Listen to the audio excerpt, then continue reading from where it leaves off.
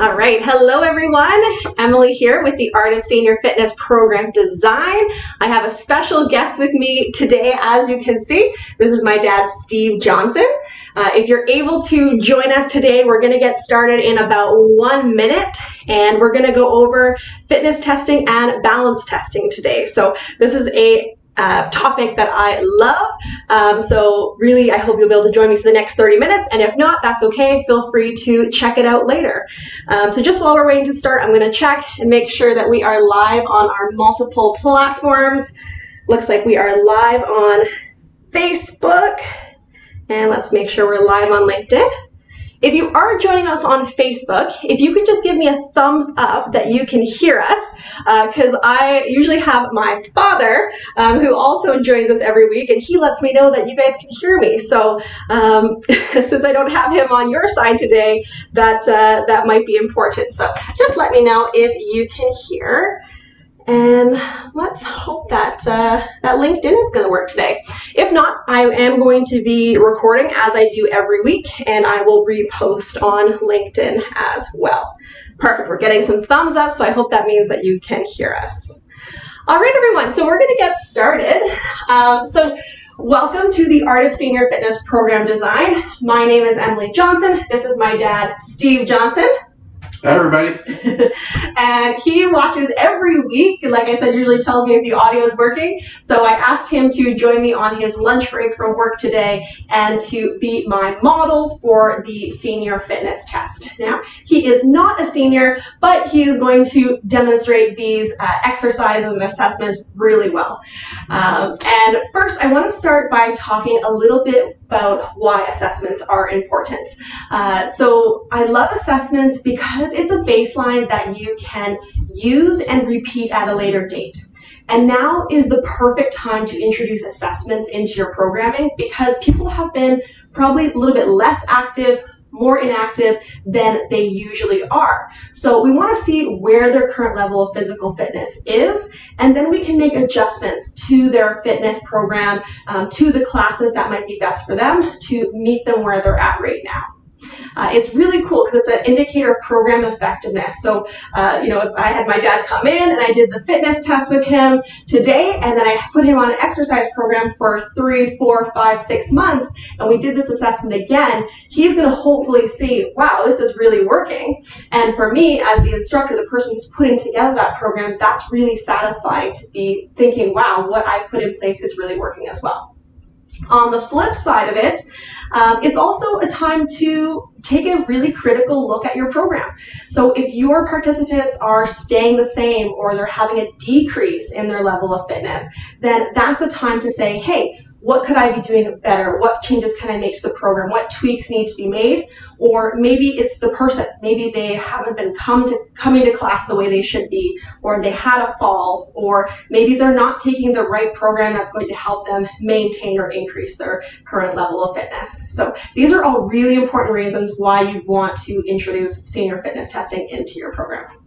All right, so we are going to do my favorite fitness test. There's like a million out there. There's so many to choose from, but the senior fitness test is one that I really like to use my participants. I think if I counted, I've probably fitness tested around 500 older adults and now just adult as well. And I really like it because it only takes about 30 minutes to do. And the results are for the whole body, which is really cool. So it's going to be 6 exercises.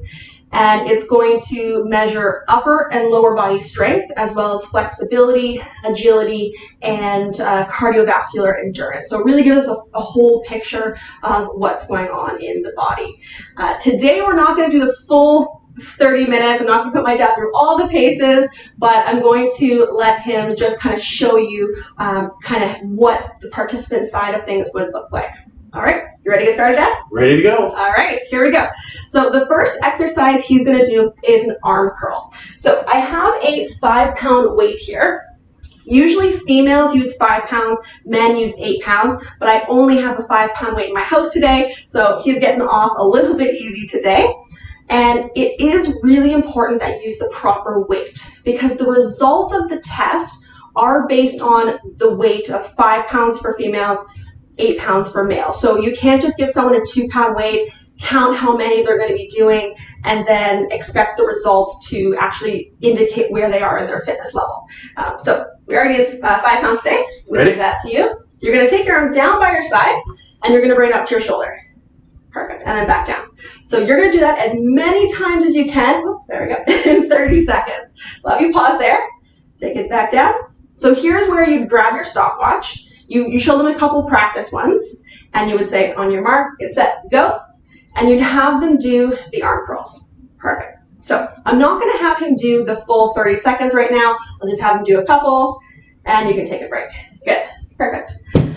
So a couple things to think about with the arm curl is for your younger, more active seniors, you don't want them just simply lifting and lowering. So my dad was showing really great technique there, but if I was actually having him do this assessment, I would probably expect him to be doing it a lot more faster, because by the end of the 30 seconds, we do want the muscle to be fatigued.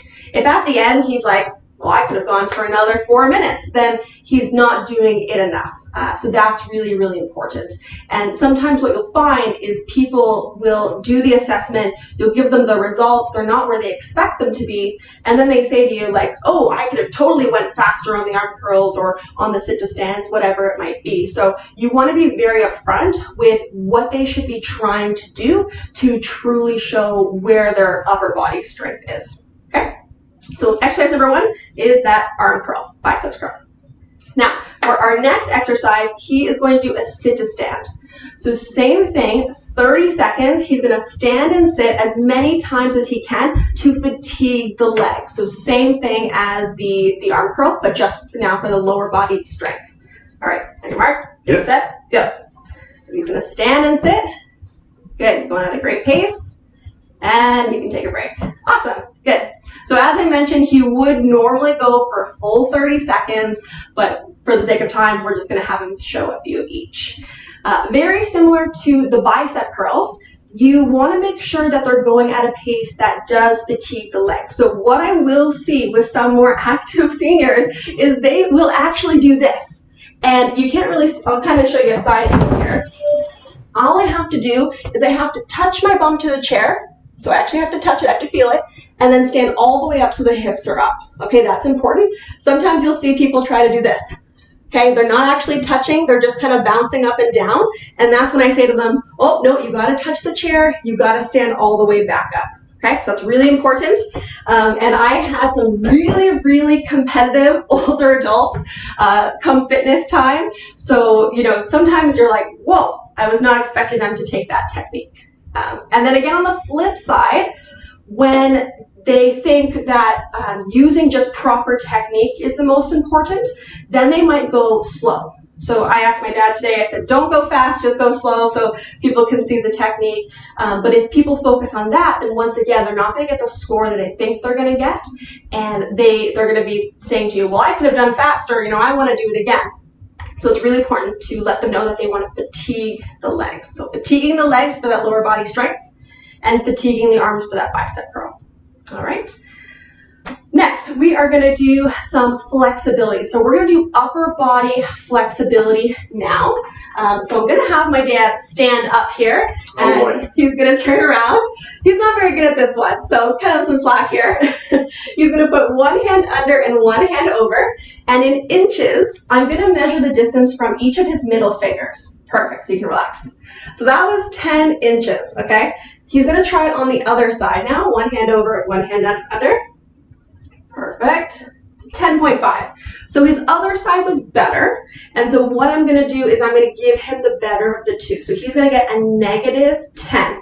Negative 10 because his fingers were apart. If his fingers were touching, he would have had a 0.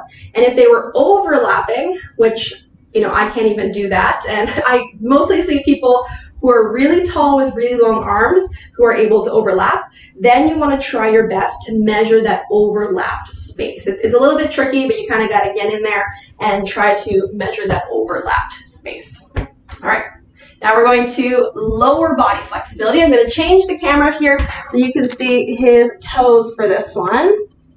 And he's going to put one leg out in front. He's going to have a nice flexed foot, and his knee is straight but not locked. And he's going to put one hand on top of the other, and he's going to reach down for that toe. Perfect. And you can have them, I'll just have you sit back up for 1 second. So you can have them, you guys can't see me anymore, you can have them do a bit of a warm-up before they run right into it, so they can reach down a few times. So obviously you can see with his lower body flexibility, he's definitely making up for what he lacks in the upper body flexibility. So now I'm going to measure. He's going to hold for 2 seconds, and he is at a plus 2.5, so that's pretty good. And then we'll do it again on the other side. So let's switch lights. Very good. So I've got his toe, and he's nearly at a plus 3 on that side. So again, we'll take the better of the two. If he had just been touching his toe, I would have given him a 0. And if he would have been away from the foot, I would have given him a negative number. So remember, 0 is good. Sometimes I say to people, oh, you have a 0. And they're like, what? So that's a good thing. They want to get a 0. And if they can, they do want to go past the toe as well. Right. I'm going to bring us back up here so you can see us. Now, the next one, we can't actually show you due to space, but the next one would be for agility. So it's an 8-foot get up and go. And for this one, what you would do is you would have them sitting in a chair. You would measure a distance of 8 feet. And then you'd say, on your mark, get set, go. They're going to stand up. They're going to walk around that pylon or a piece of painter's tape. I like the piece of painter's tape because it's less of a fall risk. Like I said, sometimes when people are really competitive, you're not quite sure what they're going to do. And so I have seen some people really jump out of their chair and actually run, I mean, lifting up the heels behind them and run around this pylon. Sometimes it's like, whoa, you know, they are maybe pushing it a little more than their actual ability is. So for the 8-foot get up and go, they do want to go as quick as they can. So not their normal pace. They do want to try to show me their agility. And you want to just stand near the pylon. So if I'm over here, if the pylon's over there, I'm going to stand kind of off to the side near the pylon. And that's because if they get up too fast and they start going around that pylon or a piece of painter's tape and they start to wobble a bit, you know, you might just step in to try to steady them. Okay. Now, I've never actually had to physically steady anyone before, but I've definitely kind of jumped in and been like, oh, okay, you're okay. So that's something that you want to watch out for as well. Another note about the 8-foot get up and go. With someone with a walker, they will sometimes not want to use the walker for this test, but it is of the utmost safety that they do use whatever walking aid that they normally use in everyday life for this assessment. So as an example, I've had people say, oh, Emily, let me just try it out without the walker. And I said, oh, no, I'm so sorry. You have to use the walker for this. And they do fight you on it a little bit. Oh, no, let me just try without it. And I kid you not, sometimes 3, 4, 5 times I have to tell them no. But eventually they do give up and they do the test. I have never had someone just walk away from me and say, nope, if I have to use my walker, I'm not doing it. So stay strong, stay firm, and make sure safety is number 1. Now, the last test of the 6, there's 2 options. There is a 6-minute walk that you can do, or there's a 2-minute step test. So I'll show you this 2-minute step test here. I'm going to have my dad stand up here. So what I would do, I'll let you see our heads too. There we go. So what he would do is I'd actually have him standing against a wall. For here, I'll just have him face front. That's okay. And I would measure between his knee and his hip. And I would put a piece of painter's tape on the wall about halfway. And then when he's standing against this wall with that painter's tape, that's the height that he needs to lift his knees to for the entire 2 minutes. A couple things to coach on for this is bracing through the core. As people get tired, you can kind of see that maybe they lean back, they're leaning into that lower back, and they can feel really sore the next day. So really bracing through the core and lifting the knees from the hips as well as from the core. So I'll have you just do a couple there. So he's going to lift his knees up. Perfect. And he's actually going a little bit high. So I would say, yeah, you can actually go a little bit lower than that. You don't want to tire yourself out. And if I see towards the end that they're getting tired, I would actually say, oh, don't forget to lift those knees up a little higher. Perfect. Good. You can stop. Oh, bring us back down again here. Good. All right, so that is the 2-minute step test. And you would be counting every time the right knee comes up. So I would have been counting 1, 2, 3, 4. Okay, very good. And the other option, which I actually prefer the 6-minute walk test because I feel like it's more natural. Most people are used to, if they're walking around, that's something they do all the time, whereas kind of marching on the spot, bringing your knees up, is not always such a natural thing to do. So if you have the availability for a track or a outside trail or a circular hallway, I would use one of those. And I have a measuring wheel. So it's a wheel, you can buy them at Canadian Tire, it's got a handle on it. And I just follow behind the individual with the measuring wheel. And they're gonna go for 6 minutes, just walking. And if they need to take a break, they can take a break. You have them sit down. You keep the time running for the 6 minutes. Whenever they feel ready, they get back up and they go. You wanna be careful with the 6-minute walk test of giving updates on how much time is left. You will not believe, for the person doing this test, how long 6 minutes feels like. I've had people who I'm teaching this test to, and I hear them doing it, and they're giving an update every 30 seconds. If you give an update every 30 seconds saying, 5.5 minutes to go, 5 minutes to go, it's gonna feel like the longest 6 minutes of your life. So generally, I don't give any updates on how much time is left. I just let them walk. If they ask me, then I'll tell them. But generally, just let them walk. As you're following behind with the measuring wheel, just keep your distance a little bit because you don't want them to feel as though you're kind of chasing them. It's going to up their speed a little bit. Yeah, so that is the 6-minute walk test, and you do the measurements in yards. So I believe the measuring wheel I have from Canadian Tire is in feet, and then you just do a simple calculation, usually Google feet to yards, and you would put that in your scoring sheet. So that is the 6-minute test, the senior fitness test. And like I said, generally takes about 30 minutes to complete. If you want to do the senior fitness test at your center or your community, you can buy the senior fitness test manual at humankinetics.com or on Amazon. It is about $80 to $100, but I feel like it's a really, really good investment and it's something to set yourself apart. Not a lot of fitness instructors or retirement communities do senior fitness testing. So this is something really cool where you can actually get tangible results and say, hey, my participants were here when I first started, and now they're here. Like I said, it's super rewarding for you as an instructor and for them to say, hey, this is working. I tell you, every setting that I've ever been in, and I've done fitness testing, the residents or the participants have just loved it. They get very competitive. They want to see what their neighbor got, and it's a lot of fun. So I definitely recommend that you consider doing some fitness testing. Now, before we finish for today, I also want to show you a really simple balance assessment. It's a 4-stage balance test. So I'm going to turn the camera down to my dad's feet so you can see this test in action here. So the first thing he's going to do is he's going to just bring his feet together. And usually I would be standing behind someone, kind of with my hands like this, okay? Just to make sure if they're wobbling that I can get this, but he's got great balance, so I'm not worried about that today. So he stood here pretty well already for 10 seconds. So now what I'd have him do is put a tandem stance. So the side of his heel to the side of his foot. Perfect, so semi-tandem stance, great. And then once again, he's gonna stand there for 10 seconds, and then we would have him switch and do the other side. Perfect.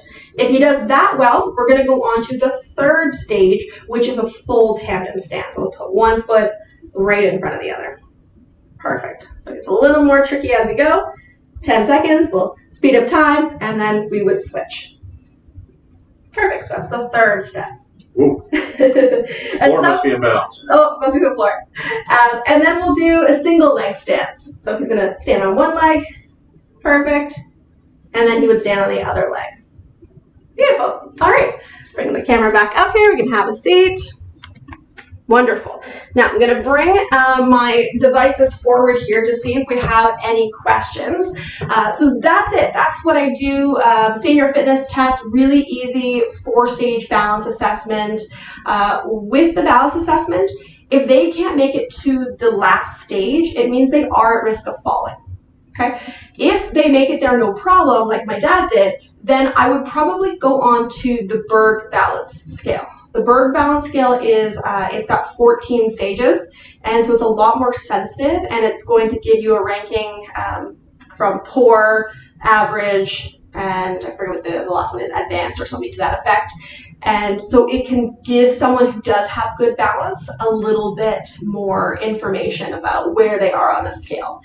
So first one, a little bit less sensitive, but there's other balance assessments that you can use that are more sensitive. All right, so I'll pause there before we officially end for today, and let me know if you have any questions. Usually I would have these here, and I can answer questions as I go. I don't see any questions as of now, but if you do have any questions, feel free to let me know. Check it on LinkedIn here. No? Okay, good. All right, well, wonderful. Thank you everyone for joining me today, and thank you for my dad for joining me on his lunch break as well to show you a little bit about the senior fitness test and the 4-stage balance assessment. We will see you next week, same time, same place. Thank you everyone. Have a great day.